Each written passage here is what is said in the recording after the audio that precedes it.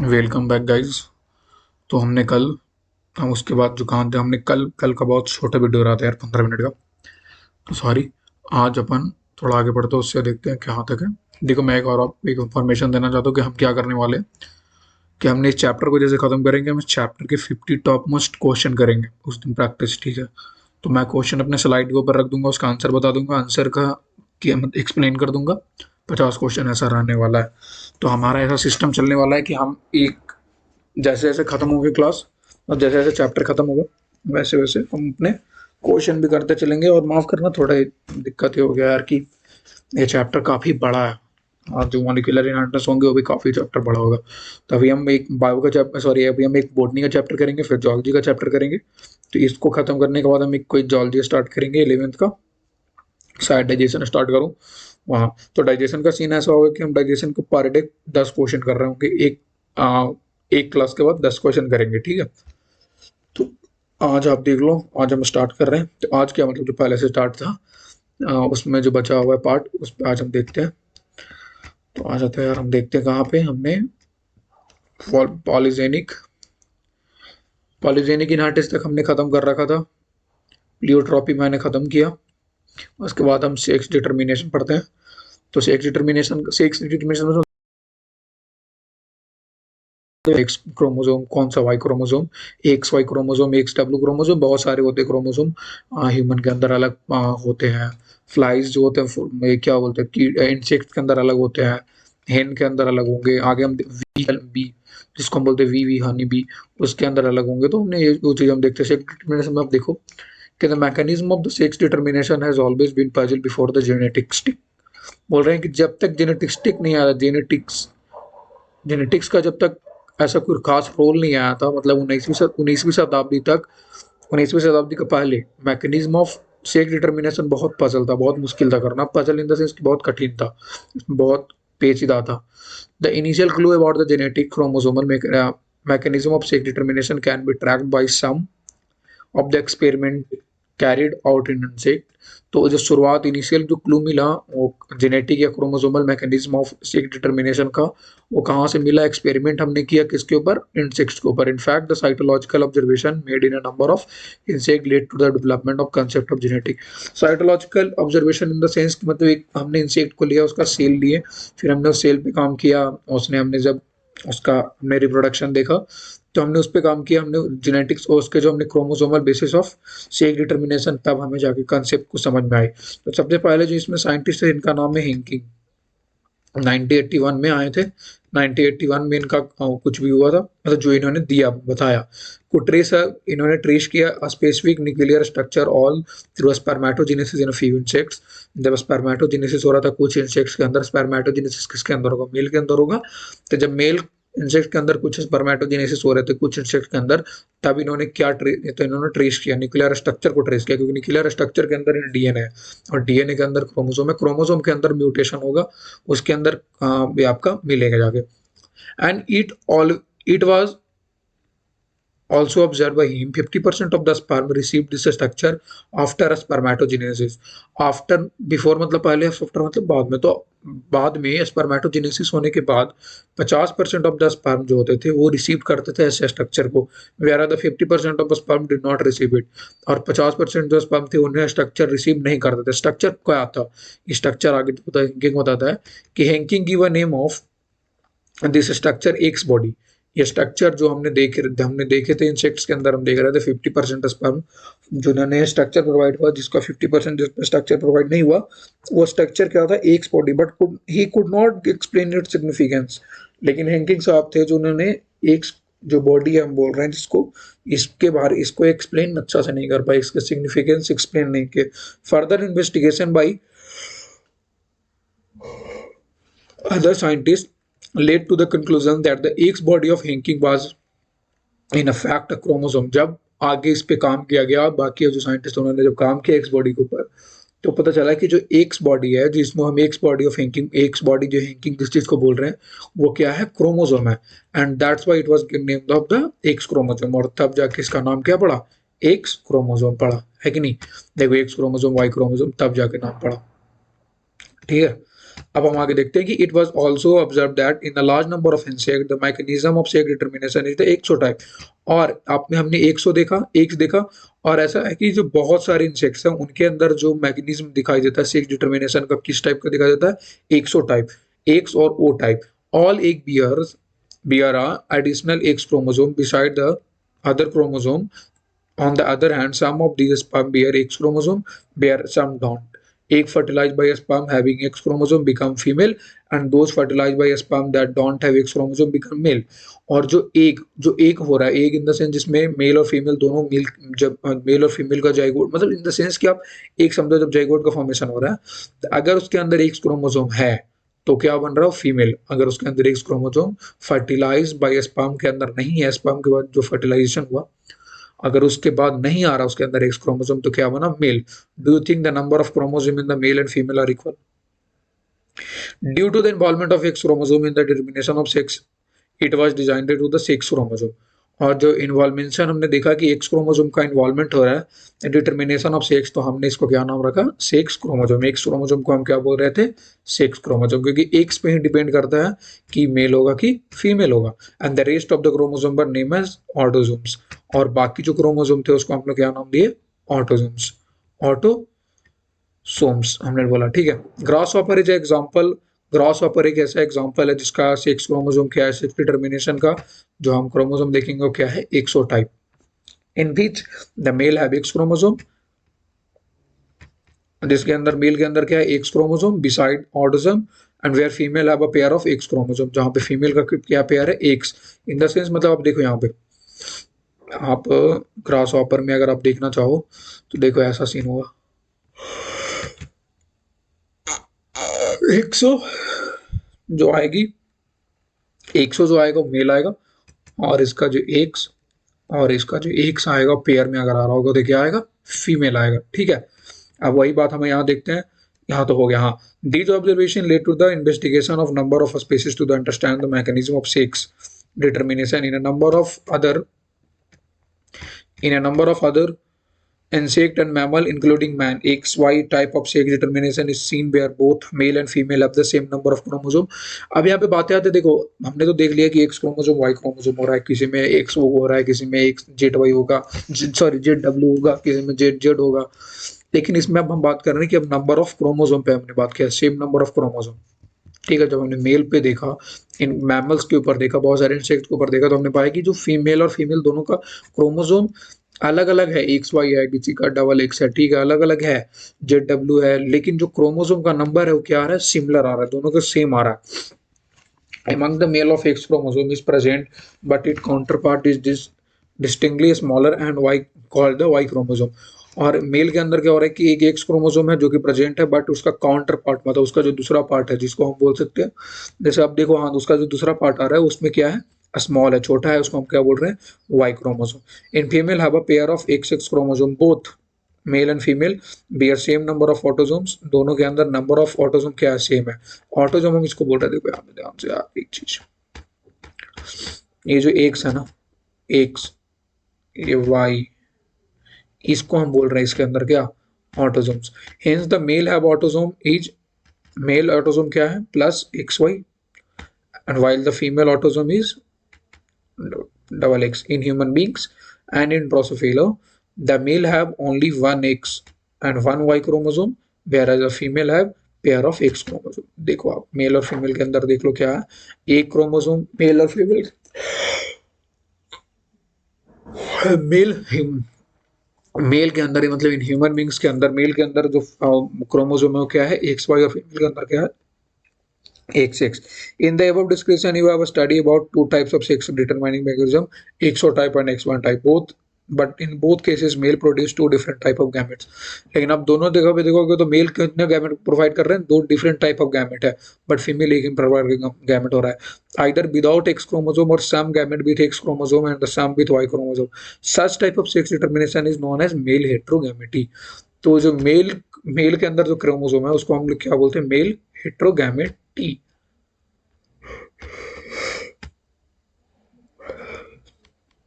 Such type of sex determination mechanism is designed by the example of male heterogamety. In some other organism, birds, a different mechanism of sex determination is observed. In this case, the total number of chromosomes is same in both male and female. और mail और female के अंदर number of chromosome same हो रहा है, but different type of chromosome है. Mail के अंदर हेटेरोगैमेटी हो रहा है और फीमेल के अंदर होमोगैमेटी हो रहा है. But two different type of gamete in different type of sex chromosome are produced by female, that is called the female heterogamety. लेकिन कुछ कुछ जगह पे आप देख रहे हो कि फीमेल हेटेरोगैमेटी भी है. जैसे कौन सा है, इनके अंदर देखो आप क्या है, JW, तो इनके अंदर भी आ रहा है फीमेल हेटेरोगैमेटी हो रहा है कुछ कुछ में, जिनमें नंबर ऑफ क्रोमोसोम तो सेम है बट टाइप ऑफ क्रोमोसोम अलग अलग है. In order to have distinct with the mechanism of sex determination describe in two different sex chromosome. Male female bird के अंदर देखो आप, female bird has designed a JW chromosome. In this organism, the female have one JW and one W chromosome, where male have a pair of Z chromosome beside the autosome. तो अगर आप bird के अंदर देखो तो female क्या है, JW है, मेल फीमेल हेटेरोगैमेटी और मेल होमोगैमेटी है. मेल के अंदर क्या है, double Z chromosome, pair of Z chromosome. Sex determination in human हम पढ़ते हैं, ये तो आपको पता है यार, क्या ही पढ़ना है इसमें. सेक्स डिटर्मिनेशन आप हनी बी के अंदर देख लो. ये समझाने से अच्छा है कि मैं आपको यहाँ समझाऊं कि हनी बी के अंदर क्या होता है. सेक्स डिटर्मिनेशन है honey bee is based on the number of set of chromosome and individual recessive. और ये में सिंपल है कि the female are diploid having 32 chromosome. Female के पास कितने क्रोमोसोम है, 32. फीमेल डिप्लॉयड हो रही है और मेल क्या है, हैप्लॉयड. भाई मेल के अंदर कितने हैं, 16 क्रोमोसोम. फीमेल के पेरेंट के पास कितने हैं, 32, और मेल के अंदर 16. तो जब फीमेल का हम म्यूसिस करवाएंगे तो कितना आ रहा है, गैमेट जो बन रहा है 16 16 का बन रहा है. मेल तो पहले से 16 है. तो F1 जनरेशन के अंदर मेल के पास क्या आ रहा है, 16, और फीमेल के पास क्या आ रहा है जी भाई, 32. तो अगर आप इसमें देखो तो this is called the haploid sex determination system has a special characteristic feature such as the male produce sperm by mitosis, they don't have further father and they can't have the son. ऐसा हो जा रहा है इसमें कि इसमें आप देखो तो बाप बाप न रह के क्या यहाँ पे हो जा रहा है, मतलब कि बेटा और सन और बाप के रिश्ता ना हो करके पोता और दादा के रिश्ता हो रहा है. क्योंकि देखो इसमें कितने आ रहे हैं, मेल के भाई 16 क्रोमोसोम आ रहे हैं और फीमेल में जो क्रोमोसोम आ रहे हैं कितने आ रहे हैं, 32 आ रहे हैं. तो जब इन दोनों को हम मिला के बनाएंगे तो जो सन आ रहा है उसके अंदर क्या आ रहा है, ग्रैंडसन का आ रहा है ना भाई, ग्रैंडसन हो जा रहा है. और फादर के पास क्या हो जा रहा है, ग्रैंडफादर हो जा रहा है. तो सेक्स डिटर्मिनेशन ऑफ हनी भी आप दिमाग में रखना कि फीमेल के अंदर 32 होता है, मेल के अंदर 16, और इसमें ग्रैंडफादर और ग्रैंडसन का कनेक्शन होता है. तो सेक्स डिटर्मिनेशन हमें मुझे लगता है खत्म हो गया है. अब हम पढ़ते हैं म्यूटेशन. म्यूटेशन हम उसे बोल सकते हैं, म्यूटेशन समझो कि जो डीएनए के आपका डीएनए होता है ना सीक्वेंस, उसके बीच में हम कोई भी उसका सीक्वेंस को हमने चेंज करके दूसरा सीक्वेंस डाला अपने मुताबिक, और उस पूरा रिजल्ट ही चेंज आ रहा, पूरा डीएनए ही चेंज हो जाता. The mutation is a phenomena which result in alteration of, alteration मतलब होता है alteration of DNA in the sense कि डीएनए के अंदर अल्टर होना, मतलब किसी उसमें चेंजेस आना, उनके सीक्वेंस में चेंज करना. तो ये म्यूटेशन एक ऐसा फेनोमेना है जो विच रिजल्ट्स, जो कि रिजल्ट देता है कि आगे डीएनए सीक्वेंस के अंदर चेंज होना, and consequently results in the change in the genotype and phenotype of an organism. In addition to recombination, mutation is another phenomena that leads to the variation in DNA. In addition to recombination, mutation is another phenomena that lead to variation in DNA. तो अगर आप recombination के अंदर भी देखो तो system same था भाई. रिकॉम्बिनेशन, लिंकेज एंड रिकॉम्बिनेशन के अंदर भी क्या था, वही था कि हमने उसके अंदर म्यूटेशन कर रहे थे. तो वही सिंपल जो एक अलग से रिकॉम्बिनेशन था, वही सिंपल चीज है कि mutation is another phenomena. Mutation एक अनदर फेनोमेना जिसको क्या कर रहा है, लीड क्या कर रहा है, वेरिएशन इन डीएनए.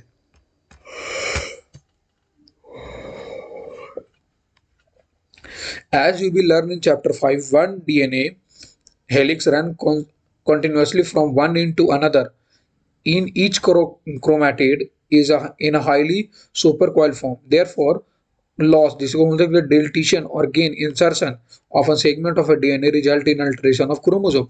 यहाँ पे बोल रहा है कि देखो भाई सिंपल है, क्रोमोसोम कैसा था, क्रोमोसोम हेलिक्स में रन कर रहा है, मतलब हेलिक्स इन द सेंस ऐसे रन कर रहा है. देखो ऐसा हो रहा है, देख ऐसा ऐसा. अबे यार चल भाई,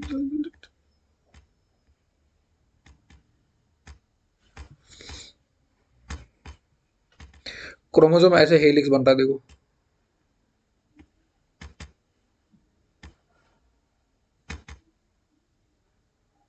ऐसा ही तो होता है। तो ऐसे हेलिक्स बन रहा है क्रोमोसोम के अंदर, ठीक है। तो यहाँ पे बोल रहा है कि DNA helix run continuously from one into another, मतलब यहाँ से लेकर के यहाँ तक इन तक ऐसे घूम घूम कर घूमते रहता है। In each chromatid in highly super coiled form, chromatid जो होता है क्या होता है, कॉइल्ड फॉर्म के होता है। देयरफॉर फिर भी इसके अंदर हम क्या कर सकते हैं, इसके अंदर हम क्या करते हैं कि किसी भी सीक्वेंस को हम बाहर निकाल लेते हैं, लॉस कर देते हैं, या फिर उस सीक्वेंस के अंदर हम एक किसी भी चीज को पुट करते हैं, या उस चीज सीक्वेंस के अंदर से हमने किसी भी चीज को निकाल लिया। तो जब हम निकालते हैं तो उसे हम क्या बोलते हैं, लॉस, दैट इज कॉल्ड डिलीटिशन। और जब हम उसके अंदर किसी भी चीज को देते हैं, गेन करवाते हैं, उसको हम क्या बोलते हैं, इंसर्शन एंड डुप्लीकेशन। तो इंसर्शन या डुप्लीकेशन और डिलीटेशन ये किसके लिए है, ये क्या करते हैं, क्या प्रोवाइड करते हैं, म्यूटेशन प्रोवाइड करते हैं of a segment in DNA resulting alteration in chromosome.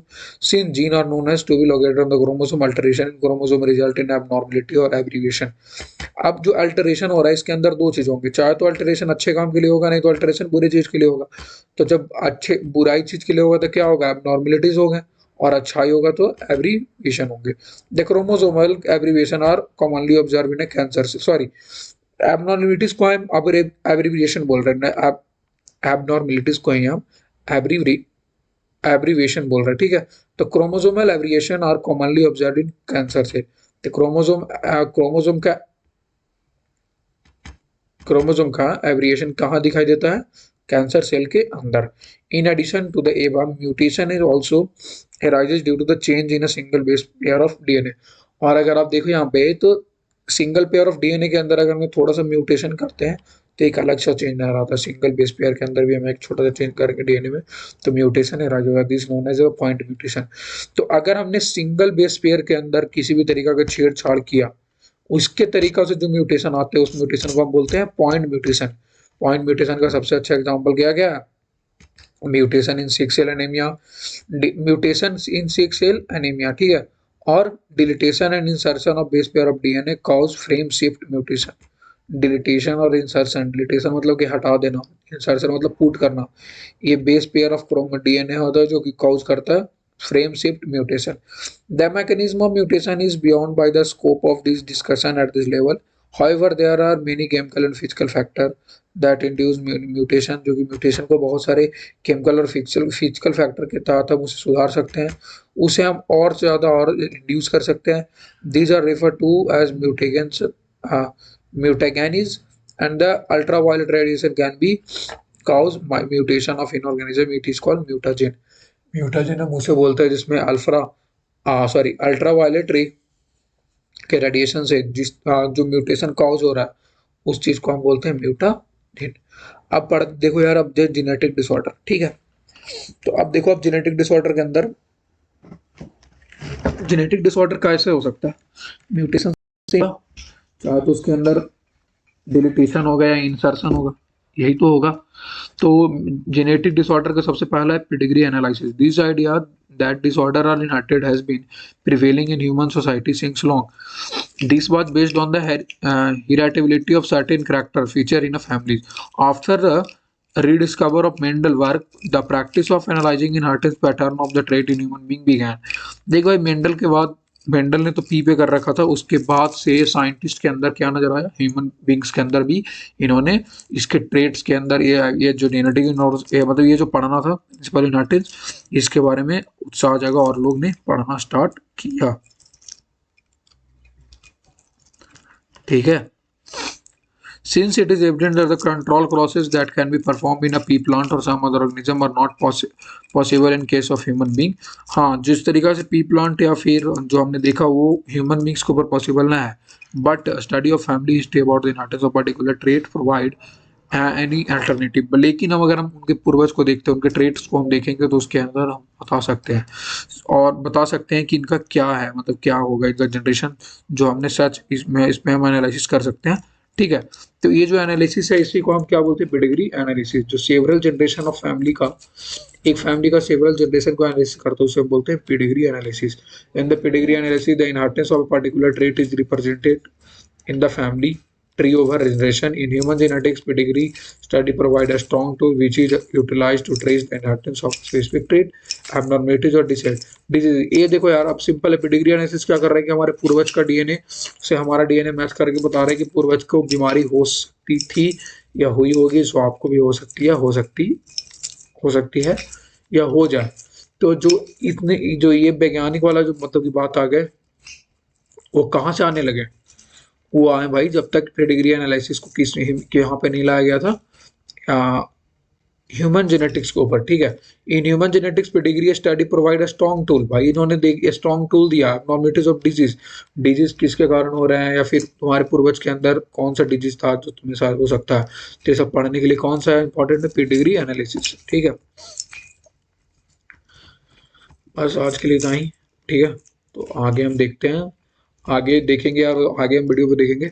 Scene ऐसा हो जा रहा है कि यार ज़्यादा टाइम नहीं मिल पा रहा, मुझे पता है, 2 लेक्चर और चाहिए इसके लिए ख़त्म करने के लिए।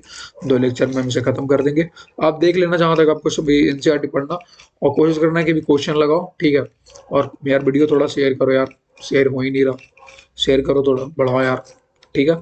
चलो ठीक है, थैंक यू यार वीडियो देखने के लिए। और कल देखते हैं अब आगे, कल आगे देखते हैं, पढ़ाते हैं। संडे को अपन लोग क्वेश्चन करेंगे। चलो थैंक यू।